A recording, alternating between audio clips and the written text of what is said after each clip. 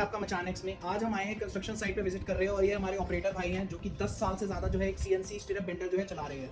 इनसे हम सबसे पहले मिलते हैं। आपका शुभ नाम क्या है? मेरा नाम मोहिद्दीन खान है। मोहिद्दीन खान। आप कब से जो स्टीरअप बेंडर जो है चला रहे हैं? सर मैं ये 2016 से चला रहा हूँ। क्या क्या समस्या आती है जब आप ऑपरेट करते हैं? ऑपरेट करते थे इसमें बहुत सी समस्या आती है, जैसे कंप्यूटर के अंदर सेटिंग का है, जैसे ऑप्शन का है, जैसे सरिया वगैरह अगर सरिया थोड़ा बहुत हार्ड नरम आ गया तो वो सेटिंग करना है, तो वो इतनी बड़ी समस्या नहीं। ऑपरेटर जैसे ऑपरेटर है तो उस पर डिपेंड करता है, ऑपरेटर सेट कर लेता है।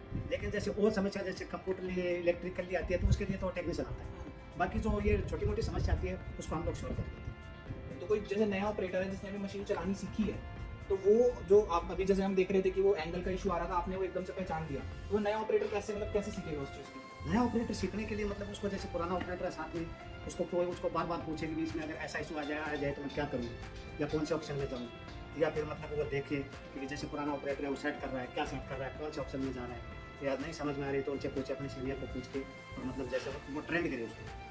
फर्स्टली यानी पहली बार उसको समझ में नहीं आएगी, लेकिन 2-3 बार वो उसको पूछेगा तो उसको बिल्कुल यानी वो चीज़ है ना उसके दिमाग में बैठेगी। जैसे ही बता रहे हैं तो इनका एक्सपीरियंस है जो इन्होंने इतने साल में सीखा है। ये तो बात हो गई कि हमने स्टीरअप बेंडर की बात करी मोहिद्दीन जी, लेकिन आप 10 साल से इस इंडस्ट्री में हैं, तो एज अ ऑपरेटर आपको नौकरी वगैरह जैसे आपने ढूंढी होगी अलग अलग जगह पर, तो ऑपरेटर के लिए क्या क्या समस्याएं आती है इस इंडस्ट्री में?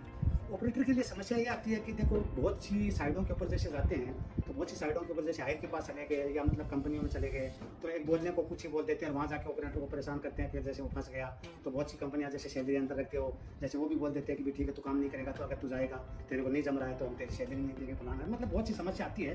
तो उसके अंदर कुछ तो मतलब ऑपरेटर की वजह से हो जाती है और कुछ अगले मतलब मालिक की हायर की वजह से। क्यों कि जैसे कुछ ऑपरेटर की वजह से इसलिए हो जाती है कि अगर उसको नॉलेज नहीं है वो मशीन को खराब कर रहा है, हाइट भी उसका क्या करेगा है, वो तो हाइट को उसको बोलेगा कि तो ऑपरेटर है नहीं। और अगर ऑपरेटर उसके बावजूद अगर कोई ऑपरेटर है मतलब नॉलेज वाला या एक्सपीरियंस वाला, उसके साथ में ऐसी समस्या आती है तो फिर वो क्या करेगा ना, वो रुकेगा नहीं, क्यों उसके पास ऑलरेडी एक्सपीरियंस है।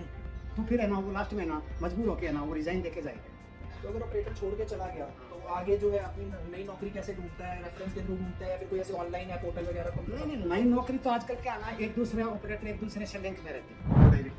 ज्यादातर जो हायरिंग वगैरह है मतलब ऑपरेटर जो साइट पे पहुंचता जाता है रेफरेंस के थ्रू। हाँ, रेफरेंस के थ्रू एक दूसरे ऑपरेटर के रेफरेंस के थ्रू पहुंचता है।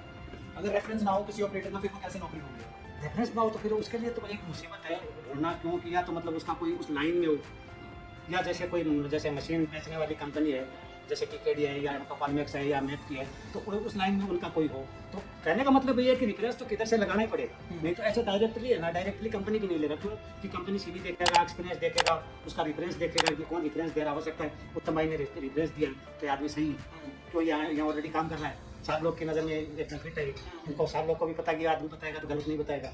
तो रिफरेंस तो देखो कोई भी हायर भी लेगा या कंपनी भी लेगा तो बगैर मतलब ये समझ लो विश्वास के कोई नहीं लेगा।